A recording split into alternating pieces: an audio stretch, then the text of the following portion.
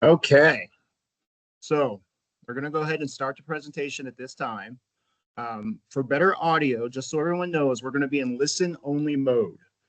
We will be fielding questions at the end of the webinar. Please email any questions to oneazwealth@oneazcu.com. We will be compiling your questions and we will answer them at the end of today's presentation. If we do not get to your question, I promise we will respond directly to you. Again, please send your webinar questions to oneazwealth@oneazcu.com. Last, for more information about OneAZ Wealth Management and our team of wealth advisors, visit OneAZ Wealth, or you can use the QR code on the screen now. You can also connect with us on social media via Facebook, LinkedIn, or YouTube for more exciting news and resources about our program. So let's get started. Give me a second here. Okay, our speakers today are myself, Torrey Jewett. I'm a wealth advisor located here at OneAZ. And joining us, our special guest from Brookfield Wealth Solutions, Coffey. A little bit about myself. For the past 2 decades, my focus has been helping individuals and families pursue their long-term financial goals. I began my career as a financial advisor with Nationwide Life Insurance back in 2007. I then joined OneAZ Wealth Management in 2010. Shortly after joining OneAZ, I completed my extensive training and highly respected Chartered Retirement Plan and Counselor designation. We call it a CRPC from the College of Financial Planning. I'm originally from Northern Vermont. Never going back. I like the dry climate out here. I graduated from Linden State College with a bachelor's degree in business administration. I try to begin every meeting with my clients, taking the time to get to know them and their needs. What we specialize here at OneAZ is really the financial planning aspect. So a little bit about Connor. Mr. Connor Coffey is an advanced planning strategist with Eagle Life Insurance Company, a leading provider of annuity solutions.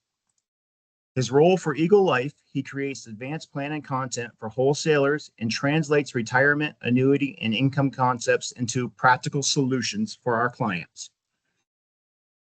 As an industry veteran, Connor has nearly a decade of experience in lead advisory roles while creating sales material for financial planning concepts and fixed income products. He earned a Bachelor's of Science degree in finance from the University of Missouri St. Louis and has achieved his CFP, his RCIP, his CHFC professional designations. He currently resides in St. Louis area. In his free time, he enjoys performing as both a violinist and fiddler in a regional country music band. Connor values being part of an innovative, fast-scaling company at Eagle Life, helping shape the advanced planning strategies. And with that, I'm going to turn it over to Connor. Well, that was a great introduction, Torrey. And thank you so much for both of you, Ina and Torrey, for the time today. And today's conversation is going to be about cyber security. And so we're going to go through the presentation called One Step Ahead. And really what this is more so an interactive walkthrough to firstly secure your personal information, and I would say more importantly, prevent fraud as much as possible. And so how we're going to do that, firstly, we're just going to understand the current state of the internet and just updated information on how fraud is conducted. And then we're going to cover the strategies and how to protect ourselves. Firstly, we're going to look at how to deter threats. Secondly, especially in this day and age with AI, we're going to look at how to identify what threats look like today. Even a few years ago, even months ago, the threats are evolving and don't look like what they did even in shorter time spans. And lastly, we'll look at how to protect ourselves. So again, looking at how to make sure we identify fraud and also the strategies around how we protect ourselves moving forward in this ever-changing dynamic security environment. And so the internet, just taking a step back, which was good to know as far as the internet is where it was born. So the internet was actually born from a computer scientist who was working in a particle physics laboratory in Switzerland. His name was Sir Tim Berners-Lee, and he was a computer scientist that made really the 3 fundamental technologies of the internet and how we know it today. And the 3 technologies would be the HTML platform, URL, and HTTP, and that basically created the modern day internet as a way to communicate between other scientists with their research and findings from particle physics.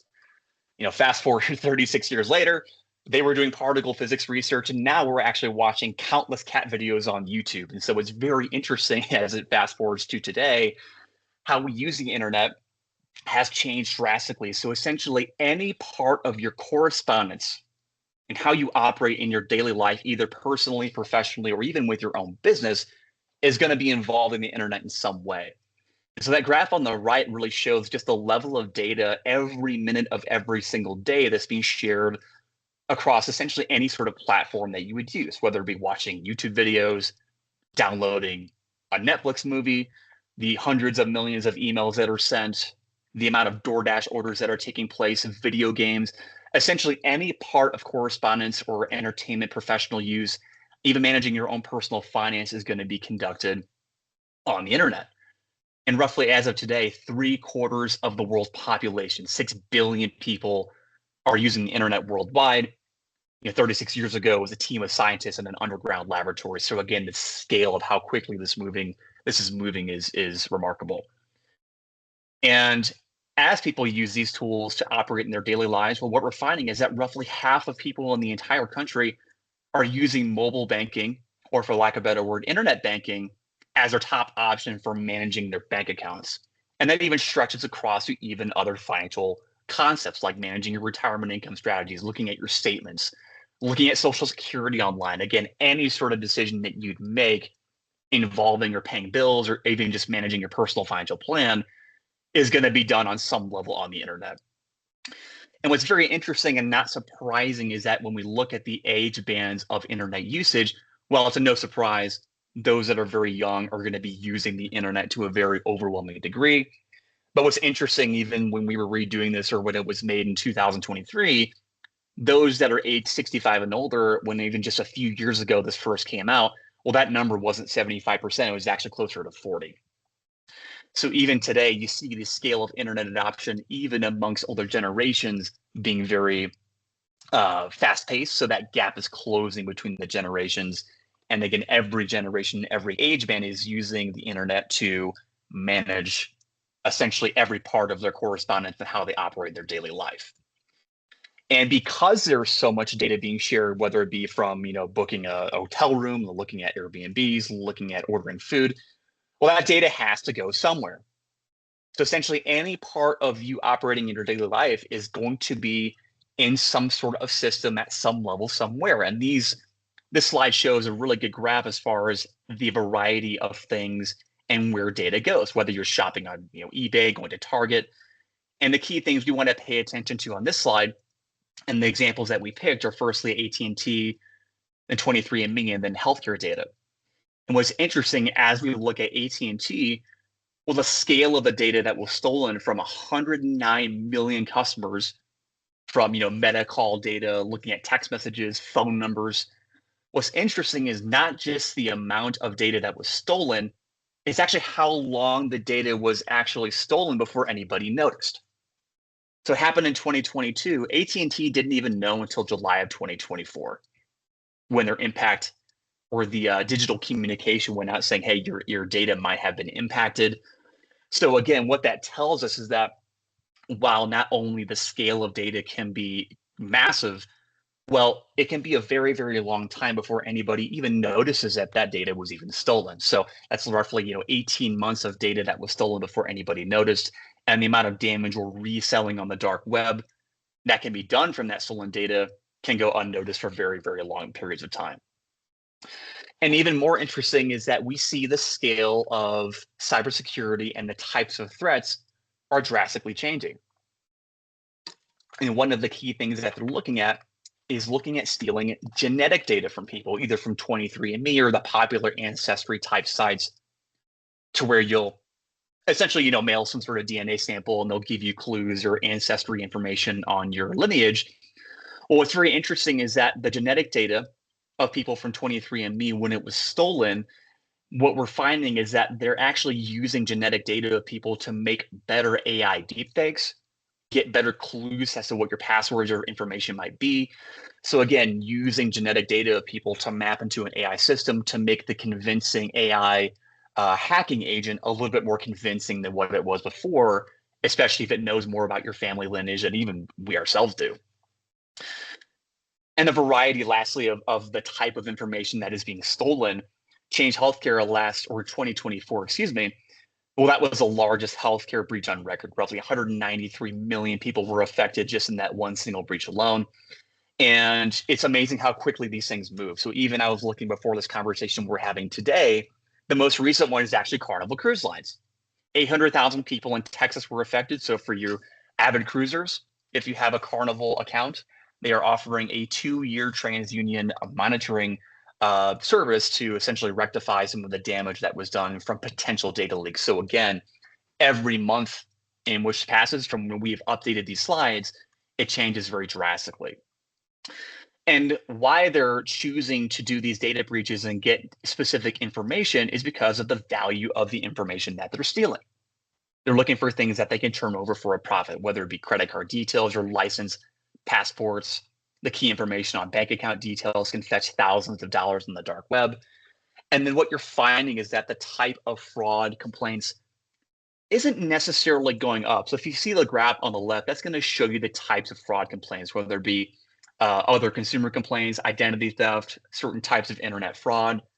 Well, what you'll find from 2023 to 2024 from this information is that the fraud complaints are actually going a little bit down, but the total number is increasing as far as that number being a percentage, but the quality is actually increasing as far as the types of threats and the quality of the threat that's happening. So even though there isn't a massive increase on the number of fraud attempts, what we're finding is that they're actually doubling down on the quality of the types of threats. So they're being more successful as far as gathering data to resell on the web. And what we're seeing is that the total loss actually increased to $16.6 billion in 2024, roughly a $4 billion increase from the year before. So again, the quality of these types of threats are increasing as a rapid pace. And the number one way they're going to do that is identity theft. And that's essentially just the deliberate use of someone stealing an identity for some sort of financial advantage or impersonation to, again, gain some sort of financial edge by using your identity. And what's interesting, if you look on the stats of identity theft, is not just the amount of thefts that happen, it's also just the amount of time needed to repair the damage. So the average amount of time that people spend on identity theft recovery is roughly 330 hours to clear your name. So not only could it cost you thousands or even potentially, the value of your accounts, really what it also could do to you is also take away a lot of your time. So again, the amount of effort to make sure that you're resetting your life back to where it was before can also just be equally as costly from a financial perspective as it is from a time perspective. And what we're finding as they're using tools to commit identity theft, well, the tools that they're using of yesterday aren't the same that they're using today. So with the emerging era of AI and all the positives that'll come from it, well, there are gonna be people that are using it for nefarious purposes. And so what we're finding is that there are these emerging techniques used by these criminals using AI and AI tools to essentially make impersonation more convincing. They're using synthetic identity fraud to recreate documents as if they were signed or done or created by yourself. And they're using AI generated phishing. So because we have so much data exposed online, they can gather clues about who you are, where you go, what your habits are, and use AI generated phishing to make more convincing phishing attempts and make it more believable that it's a service that you may have had to use before or somebody that you know, and they're going to use this new technology to make the fraud attempts more convincing. So I hopefully didn't depress anybody too much. That's the worst part we had to get through is just, what is the current state of things? How do we protect ourselves? And so what can we do about this? Well, we're going to go through the acronym DIP, D-I-P. We're going to look at deterring, identifying, and protecting ourselves from these threats and how they occur and what to do when they occur. Okay, so we're going to start with the deterrence strategies. And the first thing that we're going to review is understanding, just starting from the bare basics, understanding the type of vulnerabilities that we have, all the way from essentially no technology involved to little technology, all the way to even the way our emotions manifest themselves and how we interact technology can be recognized as a threat. So one of the things that we can do as far as going from no tech, again, being very mindful of where information is stored physically, make sure that you have safes, make sure that you have safety deposit systems to make sure that you can access things that are of physical importance that you want to keep physical and keep them secure. And as we move up the tech ladder, really the key thing that we want to make sure that we're looking out for are the high-tech threats, because things are becoming more high-tech on a more frequent basis, all the way from interacting with your email and your smartphones. One of the things that we want to make sure, and what we'll discuss, is making sure that we do certain things on certain internet sites in a very specific way to protect against false IP addresses or impersonations that are happening online. But the key thing I want to focus on, and this is a thread that will happen throughout the presentation, is going to be behavioral threats. And so what you'll notice is that if a hacker or some sort of cyber criminal were to gain access or want to gain access to your information, well, they're going to use urgency. They're going to say to you, hey, we need this done today. They're going to call you from an AI automated voice message saying, hey, we need this specific action from your bank account done, or within, let's say, 4 hours, you're going to lose access to your bank account. So again, they're going to prey upon our emotional vulnerabilities and also our familiarity with people's voices and also trusted brands.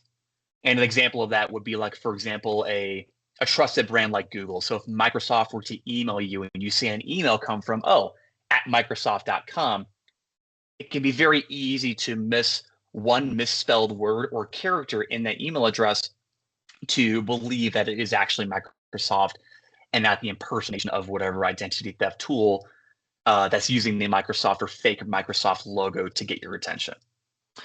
So one of the first strategies that we can do is just reducing your physical paper trail. So the amount of mail that people get from a junk mail basis is pretty remarkable. There's roughly 41 pounds of junk mail each year, and a good chunk of it really is never opened. So one of the key things that you can do is just opting out of those endless credit card offers that you get. That's one of the simple steps that you can take. And you can actually cancel specific catalogs or paper mail by going to the URLs you'll see listed there, the catalogchoice.org or the optoutprescreen.com. And again, mail is a very, very simple way that people will gain access to things. There's still plenty of personal information done through physical mail. And it's not necessarily just the information that they want. It gives potential clues as to what your passwords might be. So if, for example, if you have a vet bill from a recent vet visit that you might have with your pet's name on it, well, for example, that might be something that they can clue in to use for your passwords later on. So make sure that you shred everything that you can, and then make sure that you're opting out of the things that you don't want to receive from a junk mail basis if you're not doing so already. The next step that we can take, and this is actually a very interactive part of it, so I would encourage you, for those that do have your smartphones available, is to actually walk through this together. This is going to be one of the key takeaways that we're going to have from the discussion today. And what you can do, one thing you can do to deter identity theft is opt out of the data broker systems. So essentially what data brokers are these companies and systems that will essentially aggregate and resell information you've had from your name, your addresses, phone numbers, work history, your family lineage, things of that nature. And they're going to basically repackage these things and make it publicly available on these broker sites. And what you see on the right, this is truepeoplesearch.com. And this is just the example of what you can do to opt out. But just know that this example can apply to other data broker sites, for example, like White Pages, Spokeo, Been Verified, any of those identity or essentially digital white pages that exist today would be something that you want to opt out of. So it's actually a very, very simple exercise. So what you'll do, you go to any of these, we'll use True People Search as the example, type in your name, you can type in your phone, email address, or your most recent address, scroll all the way to the bottom of the disclaimer section and make sure that you click on the Understanding Privacy Rights. And then from there, you can scroll to the opt-out section or the opt-out form. And then from there, you can either email them, you can call them. And usually that turnaround time to do that is roughly 2 to 3 days. But it's important to do this across as many broker sites as you can find. These are just the key ones. There are more that exist out there. But essentially what anybody could do with these, I could look up Connor Coffey. And then before, when I didn't do this, you could see my prior addresses. You could see my phone number. You could see the names of my siblings. You could see the name of my parents. You could see where we lived. Now that doesn't have access to that. So the additional added benefit of having this removed from these data broker systems is that you're actually going to receive less spam calls as well. A lot of these phone systems are now scraping the internet for phone numbers. This will actually take your cell phone information off as well. And I have noticed a not true removal of spam calls, but there is a lesser volume of spam calls that go to my cell phone than before. So to recap, any of these data broker systems, go to them, opt out as many of you can. And this is a process you can have with your advisor, which Torrey, for example, is that you can make this a part of your digital plan. Make sure, hey, every 1 or 2 years that you're going through these things, making sure that you're opting out. Because again, every interaction that you have with the internet is going to resell data at some form, at some level. And what you'll find is after maybe 2 or 3 years, you're going to find some data being re-leaked back to these things. So make sure that, again, you make it a habit to have roughly a 1 or 2 year review to make sure you're reporting these and making sure that it's up to date. So as far as transitioning to additional types of credit or fraud, gave it away. Credit cards are essentially still the number one way that people will commit identity theft. So card not present fraud is taking over the total percentage of credit card fraud. Basically what that means is that you don't have the physical card present. They're taking the number. They're trying to do some sort of test run, for example. And what I mean by that, I actually had this recently, maybe about a year ago, to where I found a transaction. It was at a Quick Trip. It was a gas station chain. It was roughly for like $2. And it was about 45 miles away from my house. I had never been there on that day, and I know I wasn't there on that day. So what that told me is that somebody was trying to test out a card that wasn't present on a Quick Trip or a gas station system, and they were using that to try and make transactions on my behalf that I did not authorize. And so what they'll do is that they'll use a card not present fraud to do what's called an account takeover. Basically, what this means is that they're using these stolen credentials from the credit card information to move money or essentially lock yourself out of your own credit card information. So again, one of the key things that you can do here is have credit cards for specific purposes. You can have one credit card meant only for online purchases. You can have one credit card meant only for in-person purchases, and you can segment those out for your plan. So, hey, I'm online, I use this card. I'm in person at a gas station, I'm going to use this card. And if you see something online that's only from a card that you use in person, instant red flag, shut it down, call the bank immediately, and make sure they reissue a new card if it's not for that specific purpose that you intend. So again, one of the key things there that you can deter is make sure you're itemizing your credit cards for this specific use. And so when it comes to credit cards, well, one of the things that we want to make sure that we pay attention to are just the types of risks that occur from different types of credit cards. So different banks and different carriers have, different systems, but from the left to the right, you can see really the highest risk versions of credit card fraud all the way to the least risky. And essentially today, if you can avoid it, really there's no reason to be stripping any sort of credit card. So if you do have a credit card swiping, that's something that is inherently higher risk. So from that perspective, they can use these things called a skimmer, and that would essentially just take that information you've had from the credit card, and it's not going to process a transaction. It'll actually give the information to a cyber criminal that you weren't intending to. So if you can avoid it at all possible cost, there's really no need to be doing any sort of credit card swiping. And as we move to the right, to the low risk and least risk, really the biggest thing that you can do is have a pin to your credit card, have the chip or tap to pay options, which are becoming very, very popular. And what that will do is it creates a unique transaction number to essentially every single transaction you make on that credit card. So there's no information actually being shared.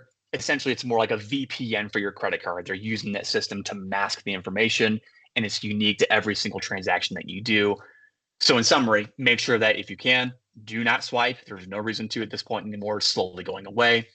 And make sure that your credit cards are updated to the EMV chip and pin and make sure you have a pin or a pin number, excuse me, and make sure that you're again using trusted terminals. Literally look at the actual terminal for the credit card processor, the ones that are very, for lack of a better word, sketchy or very identifiable compared to the ones that are very modern. So one of the things that you can do is looking at your card protection. What you can do is actually access the credit card via your phone. So what that's going to do is access via a facial recognition passkey to unlock the credit card every time. So essentially, you wouldn't have to present the actual physical card. So if you can do that, that's something that you should add to your smartphone system. And most of the fraud is done today online. So make sure that you're monitoring your credit card statements to identify those test purchases. $1 here, $5 here, $10 here. If you notice anything different, and if it's on a card that shouldn't have been in any sort of physical location, well, that's going to be your flag to make sure that you're calling your bank to make sure that you're replacing that card immediately as fast as possible. What's interesting, kind of landing on the last of the credit cards, is that AI is becoming very, very good at identifying and then be impersonating systems to get through to the credit card carriers. And what you're finding with AI today is that because it is a self-learning system, the system can actually learn network defenses on the fly. So if it tries one method to get in and it fails, well, it's going to know with this computer algorithm, well, cool, I have 10,000 other systems or tries that I can make. I know that one is wrong, and I'm just going to keep trying and learn on the fly to learn these things. So again, there's emerging techniques and emerging data that shows that, hey, a lot of these identity verification failures for credit cards were caused by deepfake technology. All right, so we talked about credit cards. Now we're going to transition over to passwords. And your password by far is going to be your best line of defense. And on the right, this is a great graph. So this is from Hive Systems, one of the tech companies, a security tech company consultants.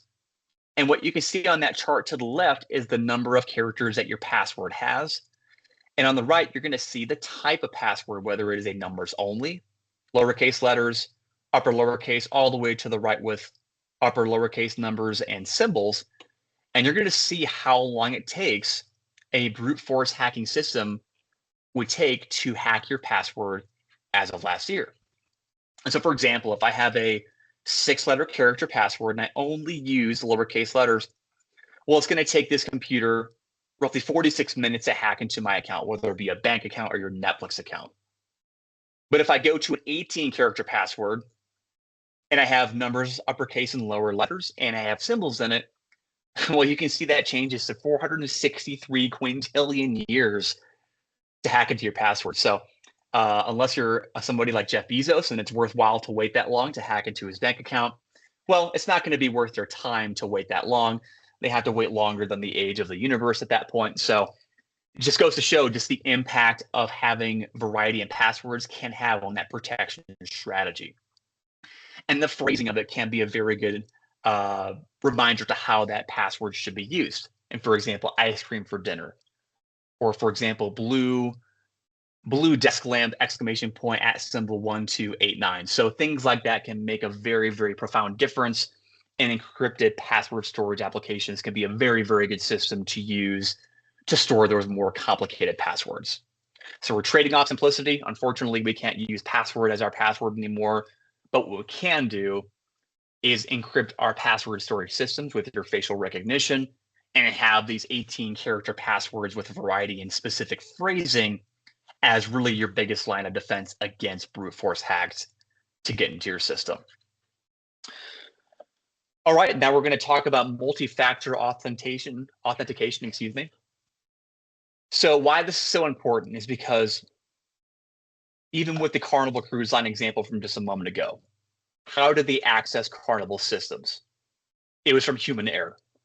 So most of the time, whenever you have some sort of data breach or hacking, essentially you have to have some sort of give from somebody who's being fooled, for lack of a better word, to get them into the system.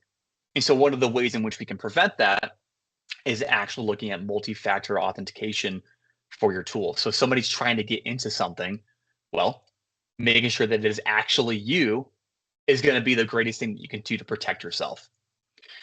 So what it's going to do, you have your username and password, then it's going to give you the notification that say, hey, I'm logging in from this device.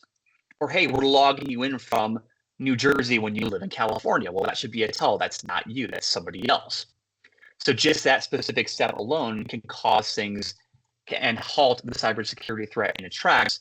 And essentially any sort of sensitive information system that you have should have multi-factor authentication, or 2FA for short, on it. There's no reason not to have it.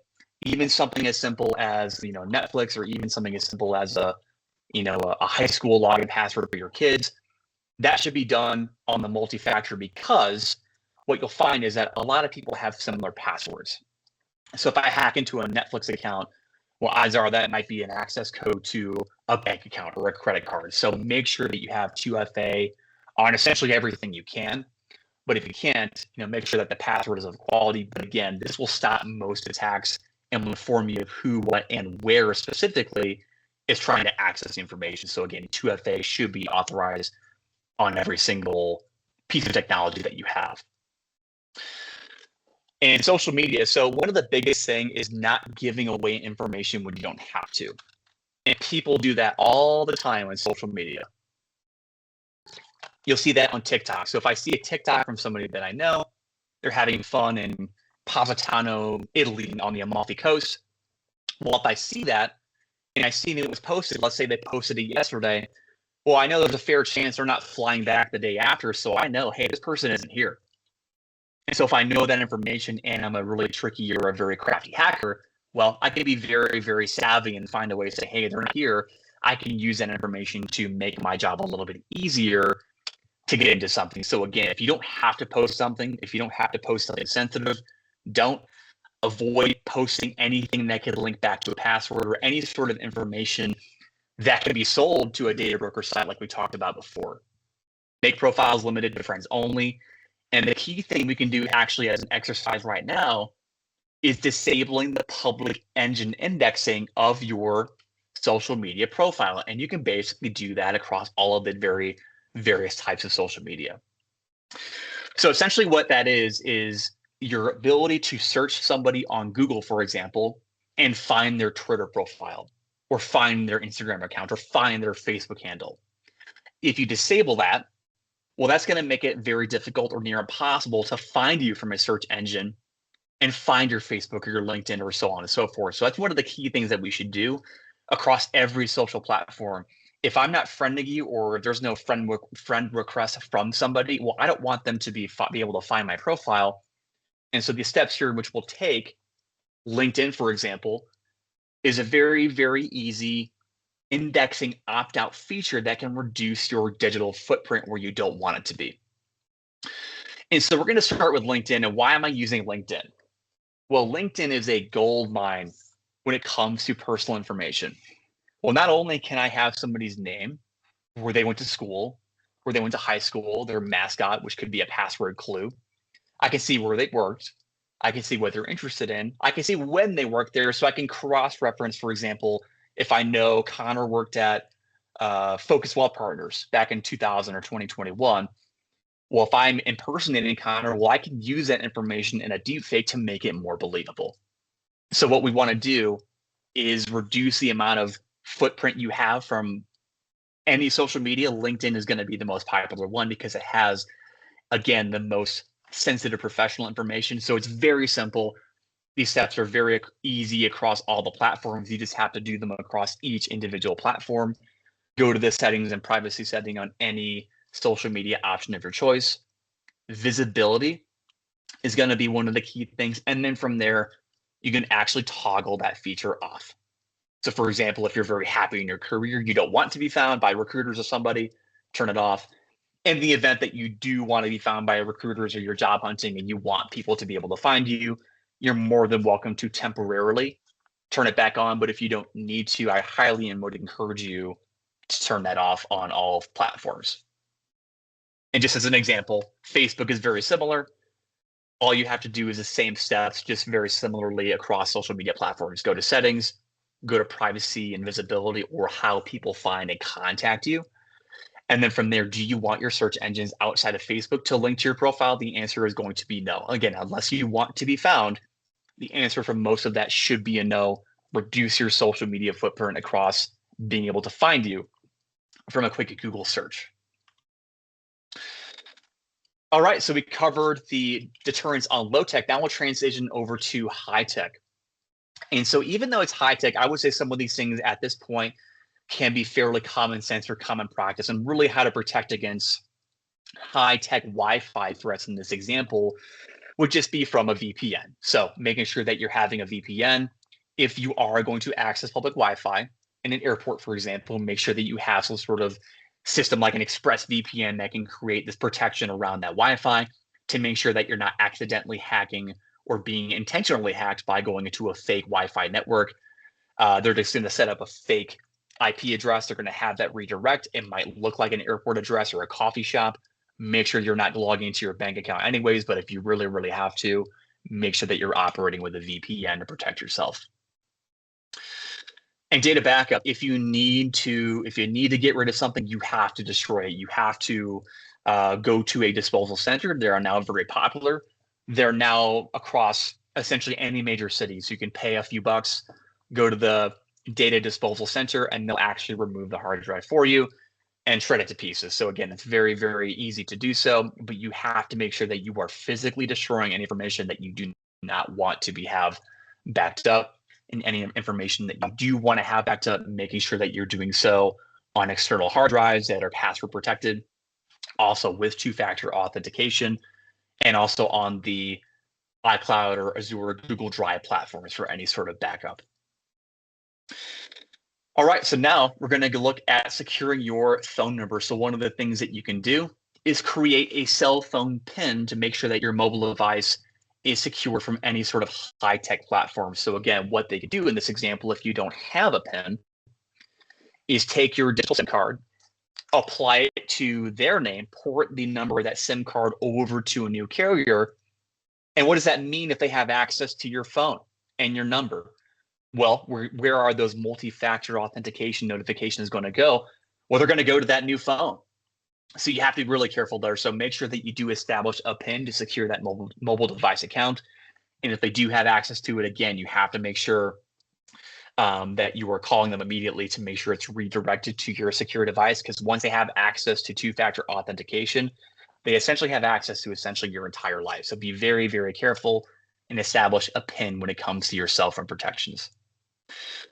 Robocalls, again, going back to data brokers, one of the key things that you can do here is remove your name and phone number from the data broker sites, but also registering for the do not call list. And you'll see those numbers below in that site, do not call.gov, and the 188 number to make sure that you're on that DNC list and downloading that app for your mobile device to do so, to reduce the amount of time that you have on the spam call system. Securing device, make sure, again, passkeys are very essential at this point. Fingerprints or eye scans are becoming very, very important, and make sure that you can limit on what you have directly to your lock screen. And also when it comes to location and privacy, we'll walk through an example in a moment here, but make sure you're limiting the amount of tracking that apps need to do. If it doesn't need to track you, don't do it. And as a fundamental rule of thumb, if you're not paying for a service, well, the product is you. The product is your data. So if you don't have to have location and privacy on, do not have it on. Have it off as many times as you can. And the funny age-old, war between Android and iPhone, there are some stats out there that say that Android is roughly more susceptible to malware than Apple devices. The reason for that is not because of Android quality. It's more so because Android systems are more customizable than Apple. Apple has more tight-knit rules on what you can or cannot do on the operating system, whereas Android is more customizable. And sometimes when they customize, people open up gateways to have malware installed.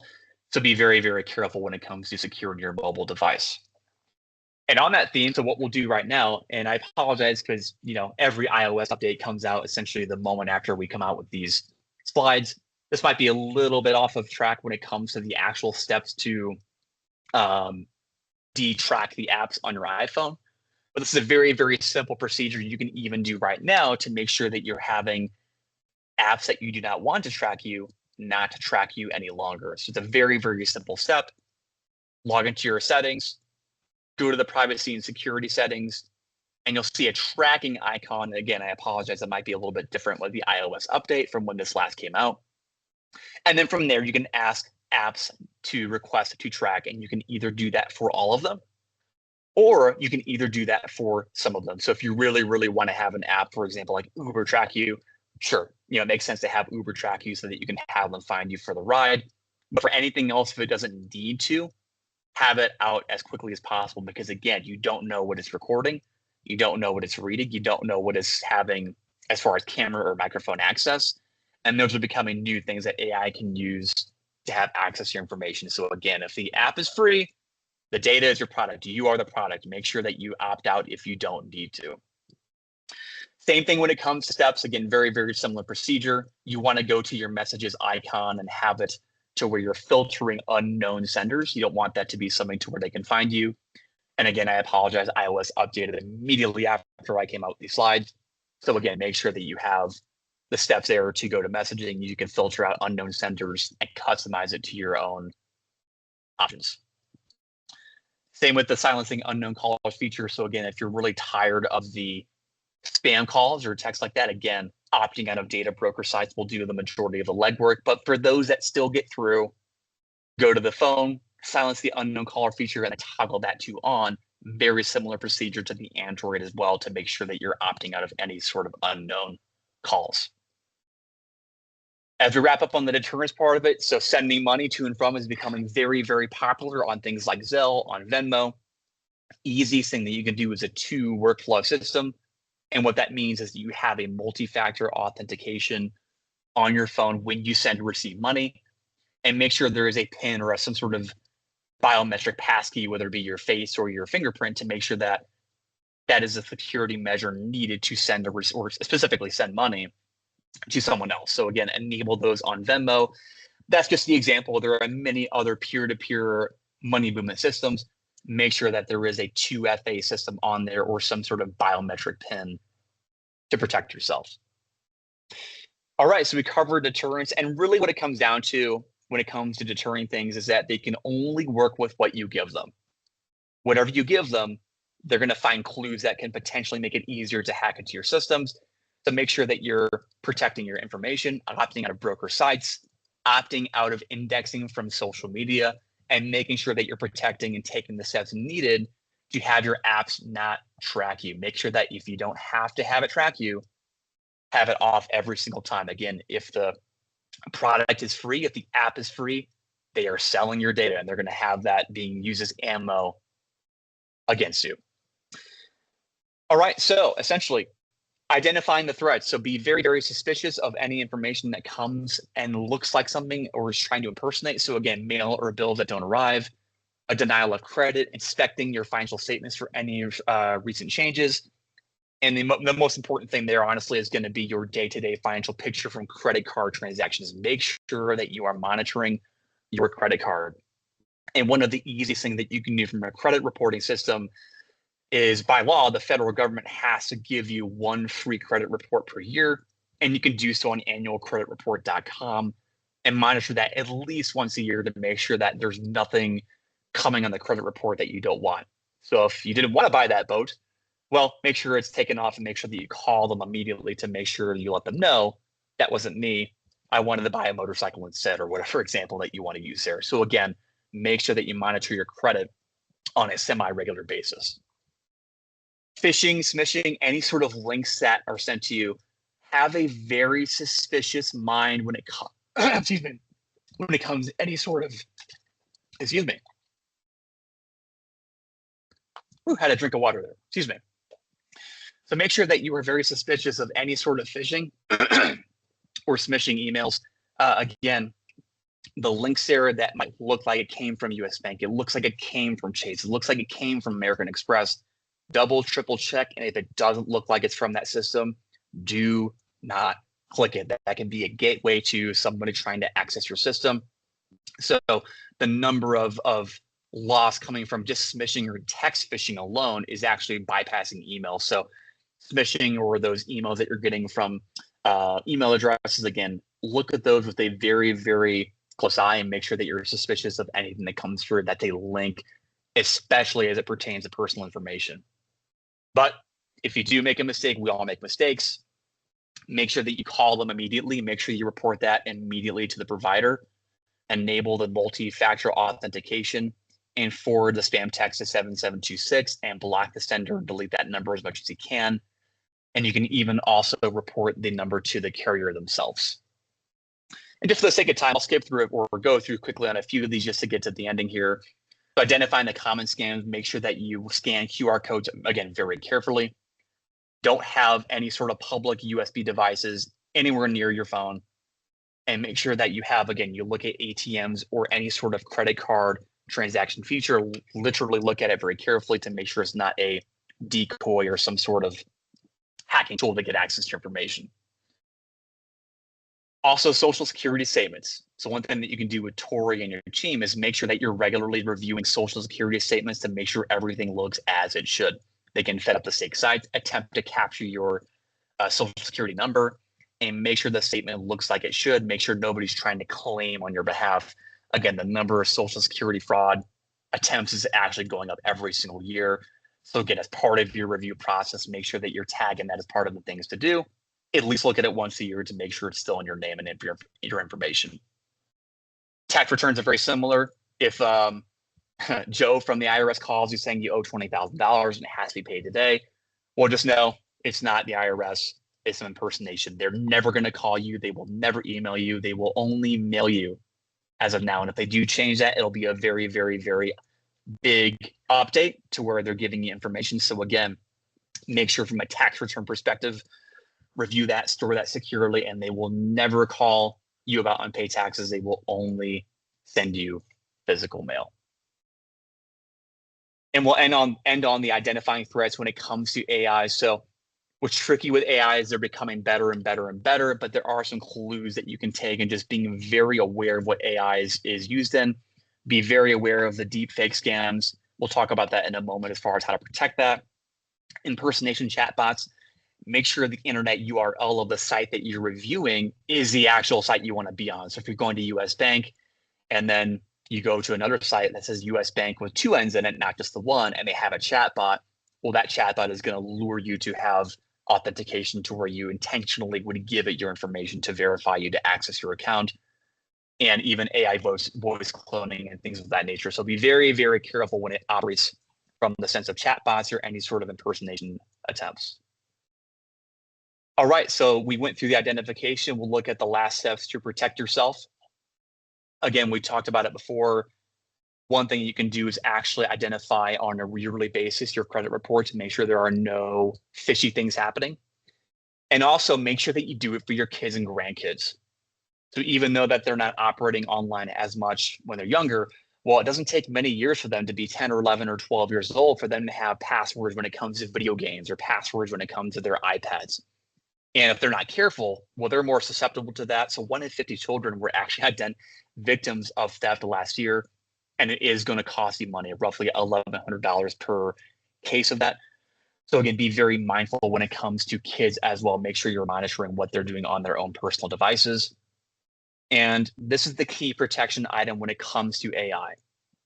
If you do get some sort of impersonation scam from AI, or somebody using some sort of AI clone to call you, what's good is to develop a very, very out of left field phrase or specific terminology that would only be known by you and your immediate family. So if I get a call from somebody to say, Connor, your girlfriend's been kidnapped and we need $100,000 immediately or bad things will happen. Well, what I can say is, well, what's that password? What's the family password? If they're trying to impersonate my girlfriend, I'm just going to say, just an example, green table 124. Well, there's no other system in which that be in. So I know if they say that back to me, I know it's actually them calling me. But if they don't know what it is, hang up immediately. It is not the person that they claim to be. So one of the key things that you can do is just create a very out of left field phrase or password or only something that you guys would know. One tip there is make sure it's something that isn't in a password or is not findable on some sort of internet search. So make sure it's not like an address or a pet name. It has to be something completely different and very unique to you all to make sure you're protecting yourself.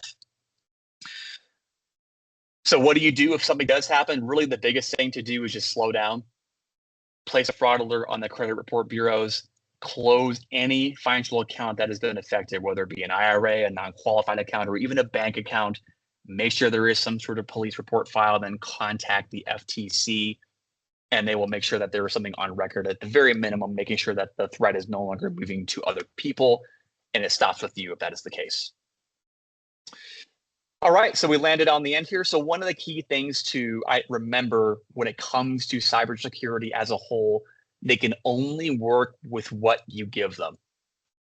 They can only work with what you give them. So from a deterrence perspective, the key thing you can do is just limit to what is given to them on the internet, whether it be disabling social engine indexing, uploading things on the internet that don't need to be there on social media, turning off spam texts. Again, make it very difficult for them to get the information that they would need to put into an AI to gather your information. And make sure you're identifying things. So whether it be a smishing, a phishing text, an email, an impersonation phone call, make sure you're being very privy to what threats are out there. And most of them are going to be done via email or texting or some sort of phone call. Again, they can only get into the system if you let them get into the system. The Carnival Cruise Line hack was done by an employee, or not done by the employee, excuse me. It was done by the employee allowing the email or clicking on the phishing link. And just that one link from one employee gained access to 6 million people's data. So again, they have to take something from you that you intentionally release for them to gain access to your system. And protection, make sure that you protect against it as soon as possible. Make sure you're monitoring your financial information on a regular basis. Look out for specific credit card purchases. Make sure you're reviewing that once every month or two. And establish a family password. I would say do that today. Because it's evolving at such a rapid pace, have that password, have it be completely out of left field, as goofy as you want to make it, that only your family would know, and just make sure that it is not something that's easily findable on the internet. All right, guys. Well, thanks for hanging in there with me. I'm going to pass it to any sort of Q&A for Torrey or Ina. I'll give it back to you guys. Amazing job. Thank you so much. If we can go to the last screen. So we are open for questions now. It looks like a couple have come in. For any additional questions, please email them to oneazwealth@oneazcu.com. We're going to do our best to answer as many questions as we can. If we do not get to your questions, we will respond directly to you. And again, for more information about OneAZ.com or about OneAZ Wealth Management, you can go to our website, oneazwealth.com, or you can click the QR code. And that is a good code. It's not fake. So, okay. Good to know. So we're going to get started on a couple of the questions, and you're going to translate those, right? Yes. So, hi, everyone. I'm the marketing coordinator for OneAZ Wealth Management. And I've been fielding the questions again from our email or inbox. And just to save time, I really want to focus on this one question. I kind of compiled it from a few of the questions that we got. So again, data hacks really happen because of human error. And a lot of people do want to know, what are the simple human mistakes, the day-to-day mistakes, the worst habits that we might be doing that really put our accounts at risk? So yeah, when it comes to, go ahead, I'm sorry. Oh, no, I mean, you're the expert, but I would just say, reading through the presentation a couple times and working inside a financial institution, it's going to be the clickbait, whether it's a text message, an email, clicking on that link, using the redundant passwords or public Wi-Fi. That's my know-how. Connor, you can take it a little bit more in depth.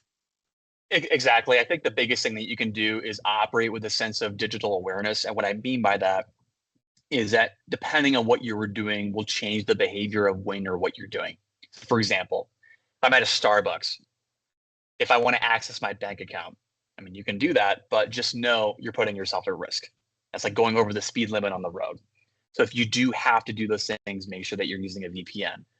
And really the biggest piece of protection is doing the simple things. Password management, making sure they're quality passwords, because again, if it takes somebody 5 minutes or 400 billion years, Well, I want a password that makes 400 billion years of time to get into my bank account, right? So just little things like that. Don't repeat passwords. Make sure they're locked in an encrypted password storage.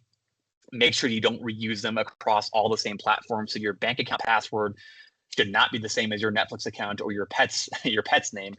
But make sure it's something very, very unique and applicable to you. And again, operate with a sense of digital awareness. Make sure that if you're moving through the world and you do need to access personal information, do it only from trusted sites, VPNs, or make sure that it's actually a human on the other end you're talking to and not some sort of AI agent. Awesome. Well, I want to thank you guys again for taking the time to not only join us, but to learn more about how to protect yourself. Torrey, thank you for taking the time out of your busy day. Connor, this has been amazing. Thank you again for sharing all the insights, all the details on how to better protect ourselves. This has been a really requested topic from our clients and potential clients or community. Again, if you guys have any questions, please visit our website, oneazwealth.com, or email us. Thank you. Thank you all. Thank Appreciate you. your time. Take care, everybody.